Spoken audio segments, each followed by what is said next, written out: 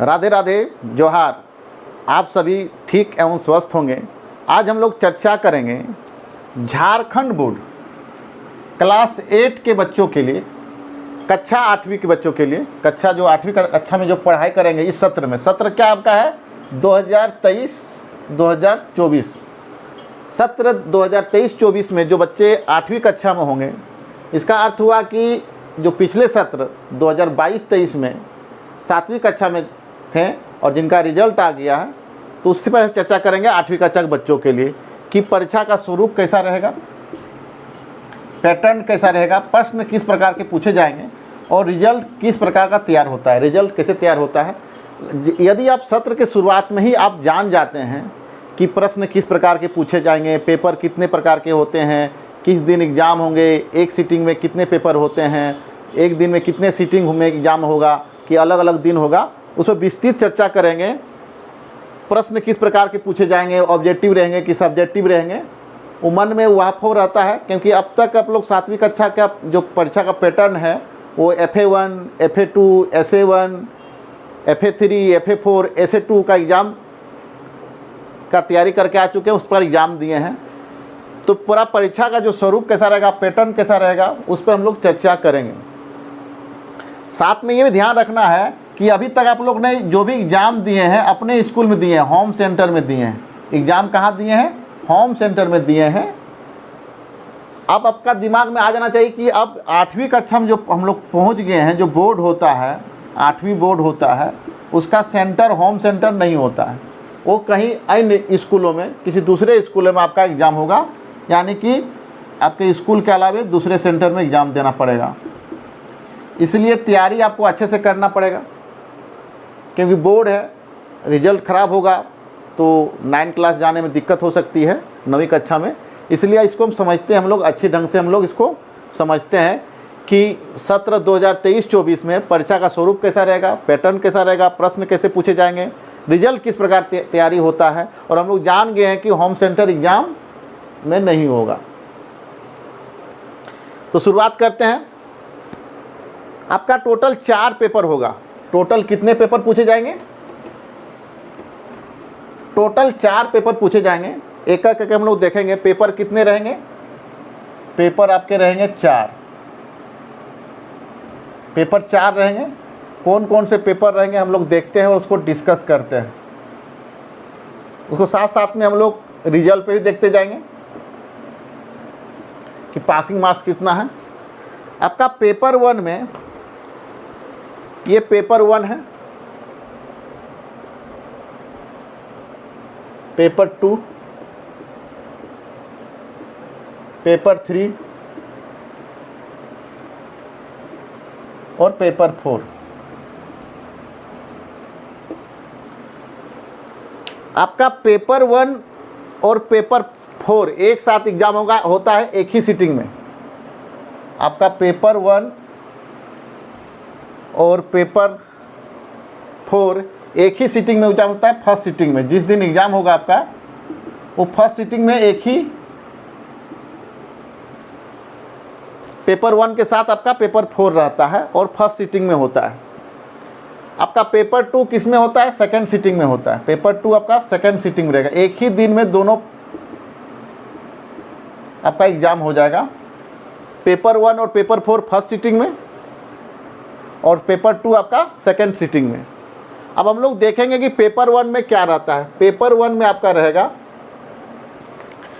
Paper 1 में आपका रहेगा हिंदी और अंग्रेजी, हिंदी और अंग्रेजी। पेपर 2 में, पेपर 2 में आपका रहेगा, जो सेकंड सीटिंग में एग्जाम होगा, आपका रहेगा गणित, सामाजिक विज्ञान, जिसको हम लोग सोशल साइंस बोलते हैं, और इस विज्ञान रहेगा,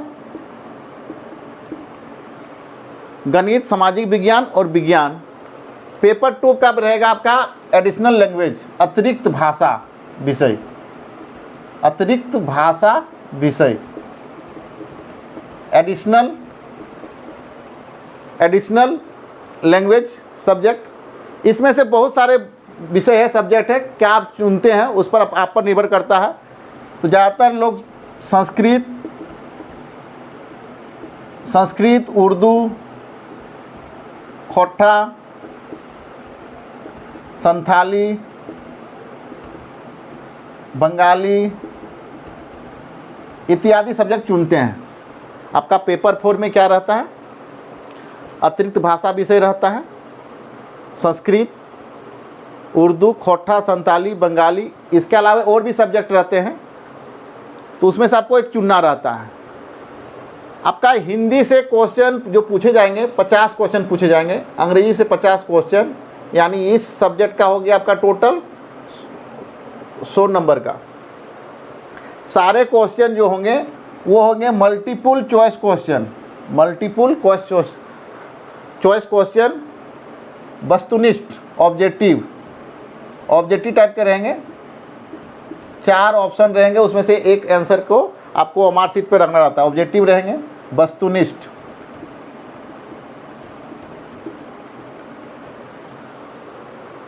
चार प्रश्नों में से एक प्रश्न को आपको ओमार शीट पे रखना है। आपका जो एग्जाम होगा वो ओमार शीट पे होगा। आपका जो एग्जाम होगा वो किस पे होगा? ओमार शीट पे होगा। ओमार शीट पे होगा। ओमार शीट को कैसे रंगना है इसका अलग से वीडियो बनाया हुआ है, आपको डिस्क्रिप्शन में दिया जाएगा। ओमार शीट कैसे रंगते हैं आप देख सकते हैं उस वीडियो में जाके। उससे क्या होगा कि आपका रिजल्ट अच्छा होगा। सत्र के शुरुआत में ही आप जान जाते हैं कि ओमार शीट कैसे रंगना है, प्रश्न किस प्रकार आएंगे, तो आपका रिजल्ट बेहतरीन होता है। क्वेश्चन रहेंगे multiple choice question, objective type के, वस्तुनिष्ठ रहेंगे। एक प्रश्न का एक आंसर होगा जिसको रंगना रहता है आपको कहाँ पे? ओमार शीट पे रंगना है। अब देखिए हिंदी से आपके 50 क्वेश्चन हो गए, अंग्रेजी से 50 क्वेश्चन, गणित से भी इसी प्रकार 50 क्वेश्चन रहेंगे, विज्ञान से भी 50 क्वेश्चन रहेंगे, सामाजिक विज्ञान से भी 50 क्वेश्चन रहेंगे। ये आपका टोटल प्रश्न इसमें पेपर 1 में आपका कितना हो गया? 100 नंबर का होगा, 100 अंक पर रिजल्ट तैयार होगा। और सेकेंड पेपर का 150 अंक पर रिजल्ट तैयार होगा, 150 अंक पर रिजल्ट तैयार होगा। और संस्कृत पे कितना, संस्कृत क्वेश्चन कितना रहेगा? 50, और 50 अंक पर रिजल्ट तैयार होगा। पेपर 3 का अलग से बताएंगे हम, उसका डायग्राम बना के अच्छा से। इसमें टोटल आपका प्रश्न, इसमें टोटल नंबर जो है आपका, इसमें 100 अंक का रहता है। पेपर 3 में कितने अंक रहता है? 100 अंक रहता है। ये पेपर 3 आपका जो है ये आंतरिक मूल्यांकन है। क्या है आपका? आंतरिक मूल्यांकन। आंतरिक मूल्यांकन, आंतरिक मूल्यांकन है। अब देखते हैं, यहीं पर देख लेते हैं कि आपको पेपर 1 में कितना नंबर लाने पास कर सकते हैं, पेपर 2 में कितना। चलिए हम लोग देखते हैं। आपको पेपर 1 में आपको 33 नंबर लाना होगा पास करने के लिए, 33 अंक। पासिंग मार्क्स कितना हो गया आपका?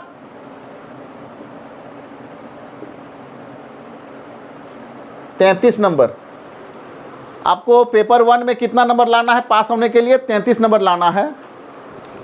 पेपर 2 में आपको लाना होगा 50 नंबर।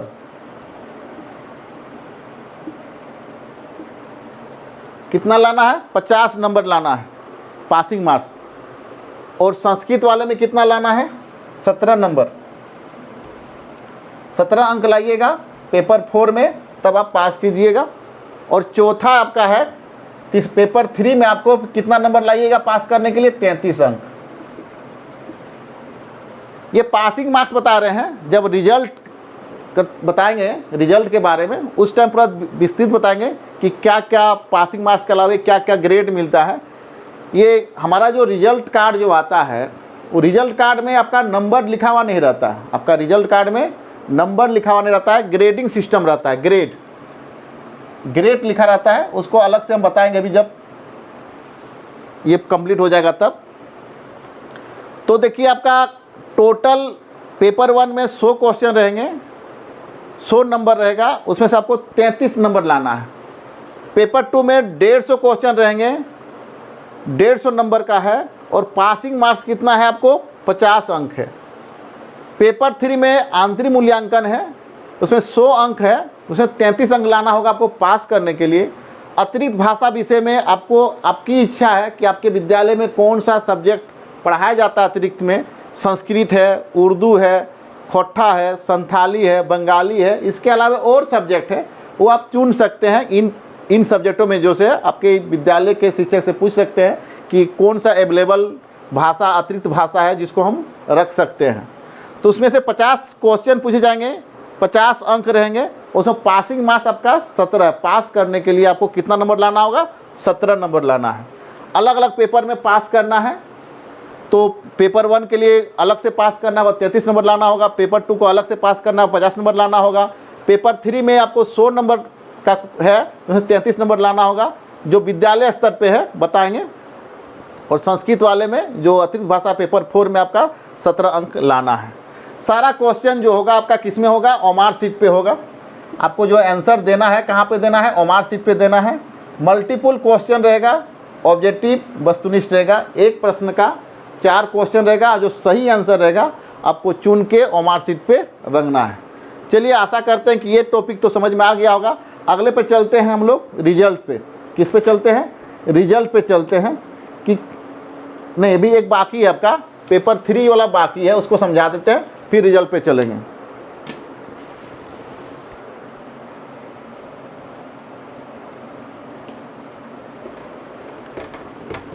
पेपर 3 में बहुत सा टॉपिक है जिसमें से आपको नंबर लाना है। कैसे लाइएगा उसको हम बताते हैं।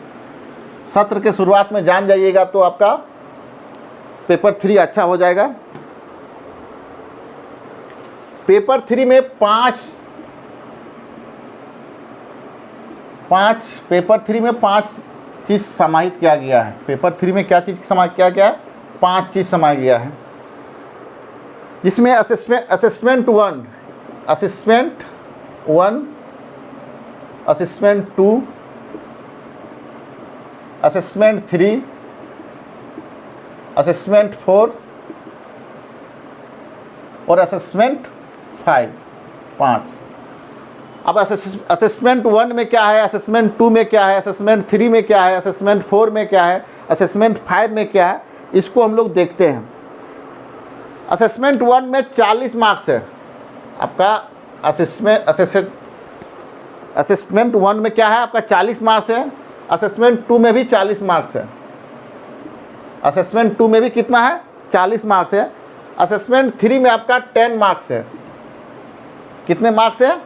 10 मार्क्स, 40 अंक, 10 अंक। असेसमेंट 4 में आपका 5 मार्क्स है, 5 अंक है। और असेसमेंट 5 में 5 अंक। अब इसको ध्यान दीजिए कि अब असेसमेंट 1 में 40 अंक है, असेसमेंट 2 में 40 अंक है, असेसमेंट 3 में 10 अंक है, असेसमेंट 4 में 5 अंक है, असेसमेंट 5 में 5 अंक है। अब आपको इसमें ध्यान देना है, सत्र के शुरुआत में ही जान जाइएगा कि किसमें क्या नंबर है, तो आपको नंबर अच्छा मिल सकता है। जैसे कि ये असेसमेंट 1 जो है आपके अटेंडेंस पर है, उपस्थिति पे। आप कितने दिन विद्यालय का सत्र जो चला, उस सत्र में कितने दिन आप उपस्थित हैं, प्रेजेंट है, उस पर ये नंबर है। यदि आप रेगुलर स्कूल जा रहे हैं, एक दिन भी एब्सेंट नहीं है, तो 40 का 40 अंक ले सकते हैं। इसलिए हम बोल रहे हैं सत्र की शुरुआत में ही यदि आप जान जाते हैं कि कौन सा टॉपिक में क्या नंबर है, तो आपका आसानी होगी अच्छा रिजल्ट करने में। तो ये 40 अंक जो है किस पे है? उपस्थिति में है। आप देखिए, उसके बाद है असेसमेंट 2 में क्या है। असेसमेंट 2 में जो है ये सारा जो नंबर दिया जाएगा पेपर 3 वाला, वो आपके विद्यालय स्तर पे दिया जाएगा, मतलब आपके स्कूल के शिक्षकों के द्वारा दिया जाएगा। तो असेसमेंट 2 में जो है आपका है FA1 का एग्ज़ाम होगा, FA2 का एग्ज़ाम होगा, SA1 का एग्ज़ाम, FA3 का एग्ज़ाम और FA4 का एग्ज़ाम। इसका जो एग्ज़ाम होगा, उसका जो रिजल्ट तैयार होगा, उस रिजल्ट के आधार पे आपका ये 40 अंक दिया जाएगा। इसलिए आपको FA1 भी अच्छा करना है, FA2 भी अच्छा करना है, SA1 भी अच्छा करना है, FA3 भी अच्छा करना है, FA4 भी अच्छा करना है। प्रत्येक 2 महीना में एग्ज़ाम होना है। FA1 का एग्ज़ाम का कैलेंडर भी आ गया है, जुलाई में होने वाला है। तो आपका अच्छा से तैयारी कीजिए। असेसमेंट 2 में 40 अंक है। ये 40 अंक किससे प्राप्त कर सकते हैं आप? FA1 में अच्छा स्कोर करके, FA2 में अच्छा स्कोर करके, SA1 में अच्छा स्कोर करके, FA3 में अच्छा स्कोर करके, FA4 में अच्छा स्कोर करके। तो पहला 40 नंबर क्या हो गया? अटेंडेंस पे है। दूसरा हो गया आपका मूल्यांकन पे है, आंतरिक मूल्यांकन जो एग्ज़ाम में स्तर पर एग्ज़ाम जो होते हैं उस पे है। उसके बाद है असेसमेंट 3, ये 10 नंबर का, ये आपका सहयोग पर है। विद्यालय में आपका सहयोग पर ये नंबर है। अब विद्यालय को किस प्रकार सहयोग करते हैं, ये सबसे बड़ा मुद्दा है आपका बाल संसद। बाल संसद में आपका भागीदारी कितना है, उस पर आपको नंबर मिलेगा। मध्याह्न भोजन यानी MDM में कितना सपोर्ट कर रहे हैं, MDM में। अब MDM में बच्चों को लाइन लगाने में, खाना अच्छी तरह से विस्तृत करने में, MDM में प्रार्थना सभा में आपका क्या भागीदारी है। उसके बाद आपका साफ सफाई, अपना तो साफ सफाई पे ध्यान देना ही है, विद्यालय कैंपस में भी साफ सफाई पे ध्यान देना है। इस पे 10 अंक है।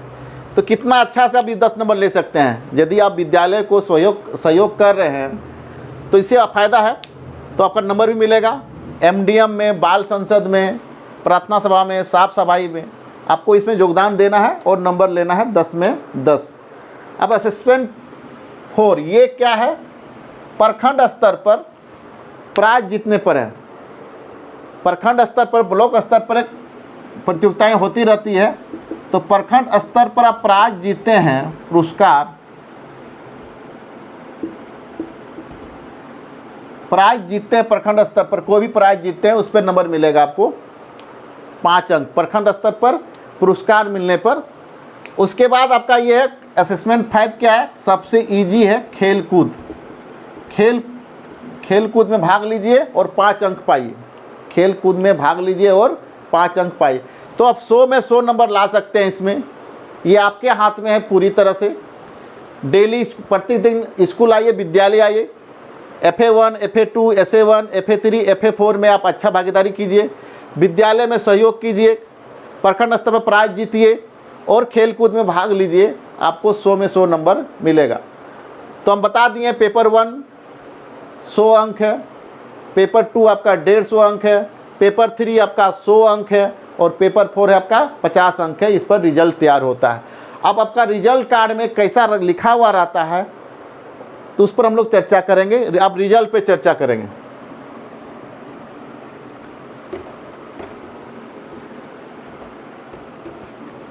अब किस पर चर्चा करेंगे? रिजल्ट पर।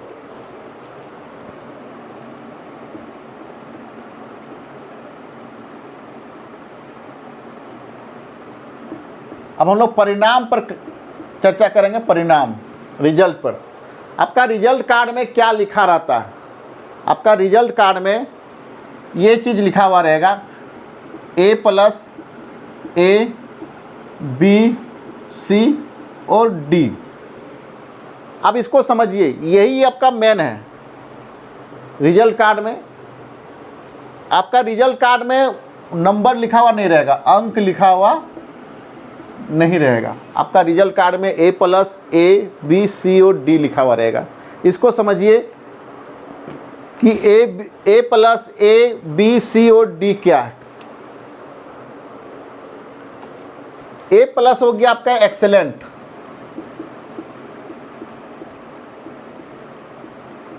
A हो गया वेरी गुड,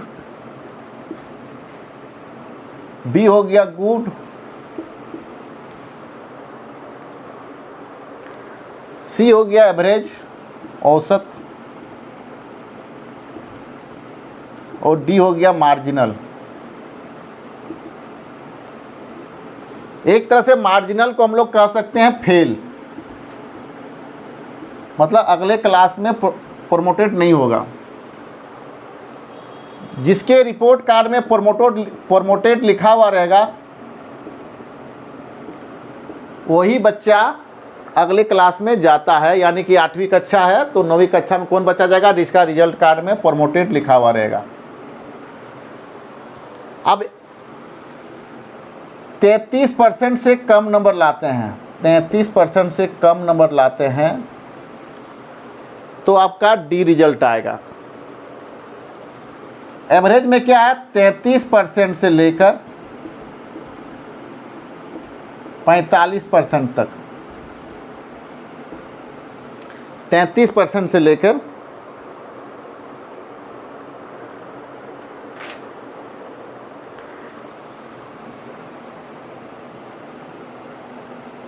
इसमें 45% से कम,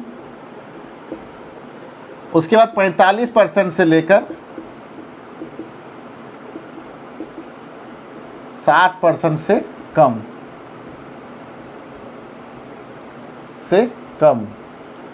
इसमें 60% से लेकर 80% से कम, और इसमें क्या है 80% से 80% एवं इससे अधिक।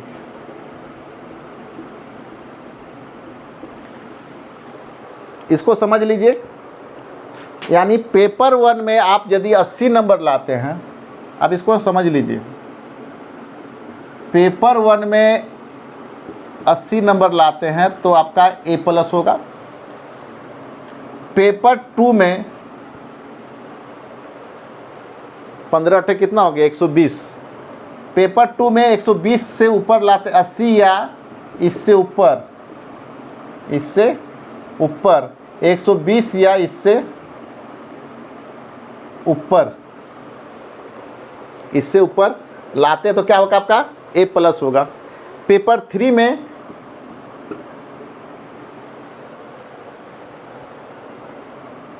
40 या इससे, पेपर 3 में 80 या इससे ऊपर, और पेपर 4 में 40 या इससे ऊपर, आपका ये है। A+ लाने के लिए क्या करना पड़ेगा, पेपर 1 में आपको 80 नंबर लाना होगा, पेपर 2 में 120 नंबर लाना होगा, पेपर 3 में 80 नंबर लाना होगा, और पेपर 4 में 40 नंबर लाना होगा और इससे अधिक। तो और फेल में क्या है, पेपर 1 में इससे कम नंबर लाते हैं, पेपर 1 में 33 से कम लाएं, 33 से कम, और पेपर 2 में 50 से कम लाएं, पेपर 3 में 33 से कम नंबर लाएं, और पेपर 4 में 17 से कम नंबर लाएं, 33 से कम, तो आप मार्जिनल घोषित हो जाएंगे, फेल हो जाएंगे और नेक्स्ट क्लास में प्रमोटेड नहीं होंगे। तो आप लोग समझ गए होंगे कि A+ के लिए क्या करना पड़ेगा, आपको अधिक मेहनत करना पड़ेगा, प्रतिदिन स्कूल आना पड़ेगा, और प्रतिदिन स्कूल आइएगा, कुछ ना कुछ सीखिएगा, और सीखने के साथ आपका प्रैक्टिस भी होता है। तो टारगेट हम लोग का क्या रहेगा, सत्र शुरुआत हो रहा है तो हम लोग को टारगेट रहेगा कि हम लोग प्रत्येक पेपर में A+ लाएं, और ये तो लाना ही नहीं है, ये जो आपका D है मार्जिनल, उसको हम लोग को लाना ही नहीं है, सोचना ही नहीं है। तो इसलिए प्रत्येक दिन हम लोग को विद्यालय आना है, प्रत्येक दिन विद्यालय आएंगे तो बहुत कुछ सीखेंगे और A+ आने की संभावना बढ़ जाएगी। आशा करते हैं कि आप सभी को ये वीडियो बहुत अच्छा लगा होगा। यदि अच्छा लगा तो अपने दोस्तों के बीच में शेयर कर दीजिएगा, लाइक कर दीजिएगा, कमेंट कीजिएगा। जय हिंद, जोहार झारखंड।